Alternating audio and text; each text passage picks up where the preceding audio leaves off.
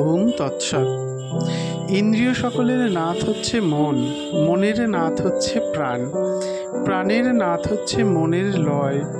সেই মনের লয় নাদকে আশ্রয় করে, অর্থাৎ মন নাদে লীন হয়।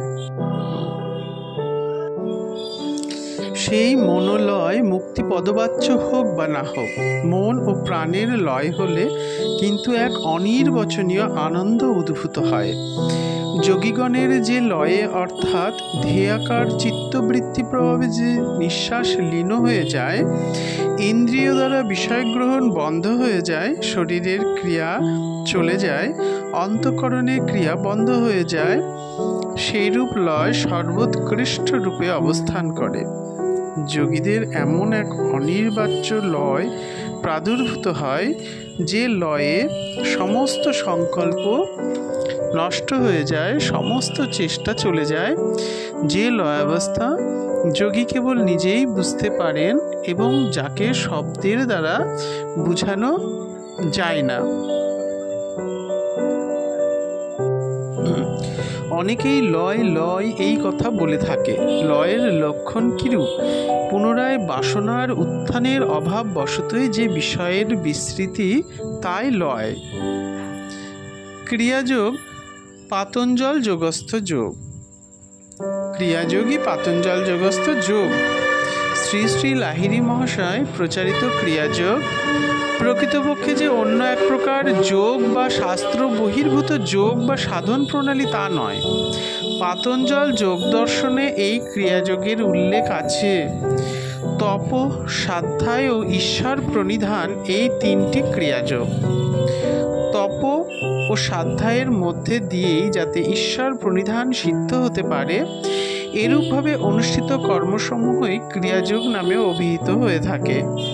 তপ শব্দের অর্থ তপলোক বা আজ্ঞাচক্র। সেই আজ্ঞাচক্রে স্ব এর অর্থাৎ আত্মার অধিগম হয়। তাতেই সর্বদা স্থিতি বা আত্মসমর্পণ করার নামই ঈশ্বর প্রণিধান। তপ, তপস্যা ব্যতীত অনাদি সঞ্চিত চিত্তের পাপ ক্ষয় হয় না। ছান্দোগ্য উপনিষদে ইন্দ্র বিরোচন সংবাদে দেখা যায় যে ব্রহ্মা ইন্দ্রকে ব্রহ্মজ্ঞান লাভের জন্য চিত্তের পাপ ক্ষয় উদ্দেশ্যে পুনঃ পুনঃ তপস্যা করতে বলেছিলেন, এবং তৈত্তরীয় উপনিষদেও দেখা যায় ভৃগুর পিতা বরুণও ভৃগুকে পুনঃ পুনঃ ওই প্রকার উপদেশই করেছিলেন।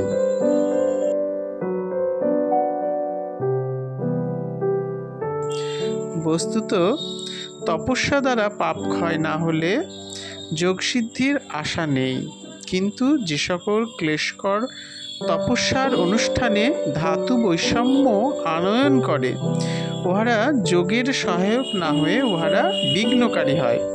অতএব চিত্ত প্রসাদ করে নির্বিঘ্ন তপস্যাই যোগীগণের যোগ্য। ব্রহ্মচর্য, গুরুসেবা, সত্যবচন, বাকসংযম, আশ্রম ধর্মের পালন, শীতোষ্ণাদি দ্বন্দ্ব সহন প্রভৃতি তপস্যা। স্বাধ্যায়, স্বাধ্যায় প্রণবাদী মন্ত্রজপ অথবা মোক্ষশাস্ত্রের অধ্যয়ন। ঈশ্বর প্রণিধান, ঈশ্বর প্রণিধান পরম গুরু পরমেশ্বরে সর্বকর্মের ফলার্পণ। সমাধি উৎপাদনের জন্য এবং ক্লেশ সমূহকে ক্ষীণ করবার জন্য সেই ক্রিয়াযোগ অনুষ্ঠেয়। অবিদ্যা সমস্ত ক্লেশের বা বন্ধনের মূল। এর থেকেই অস্মিতাদি ক্লেশের উৎপত্তি হয়। ক্লেশ সকল অবিদ্যার নাশে সমস্ত নিবৃত্তি হয়। আবার বিবেক খ্যাতির উদয় না হলে অবিদ্যার নাশ হয় না। কিন্তু বিবেক খ্যাতি লাভের যোগ্যতা লাভের জন্য পূর্বে ক্রিয়াযোগের অভ্যাস দ্বারা ক্লেশ সমূহকে ক্ষীণ করতে হয়।